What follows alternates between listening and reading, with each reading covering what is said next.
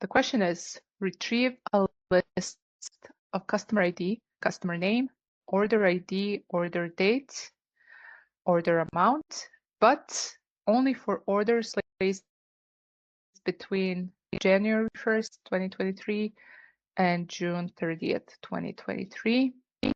All right, so nothing out of the ordinary. We have two tables, customers, orders. And since we need columns from both tables, we're going to do a join. So we need customer ID, customer name, and their corresponding order ID, order date, order amount. So we only want customers who have placed orders. This is why we'll be doing an inner join on their common column, which is customer ID. So nothing new here. I'll point out what is new. And this is why I'm not typing it out from scratch. I will do that for some of the other lessons where it will benefit you. The only extra thing here is the logical conditions that the orders were placed within this time frame, which is the first 6 months of 2023. Orders placed means the logical condition has to do with order date, right? So that is a column with a date type.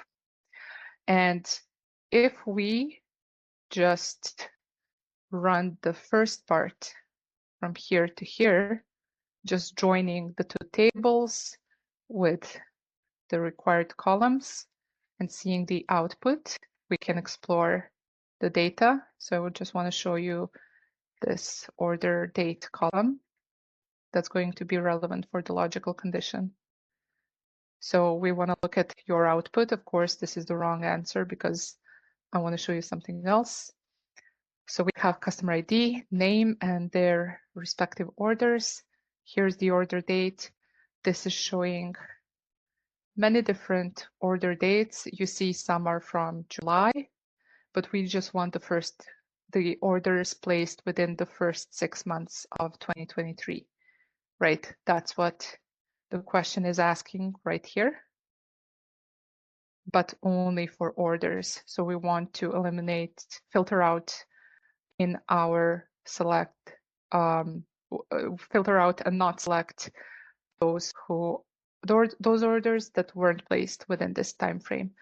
So as usual, nothing really new here. We need a where clause. What is new is this date function between where you placed the starting date and then you say and the ending date. And what this will do is just include those order details where the orders were placed within the first 6 months of 2023 between these two dates.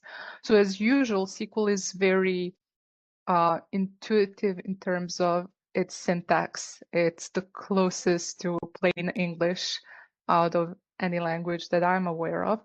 So literally we're order date between this, and that would give us the answer. So nothing much new here.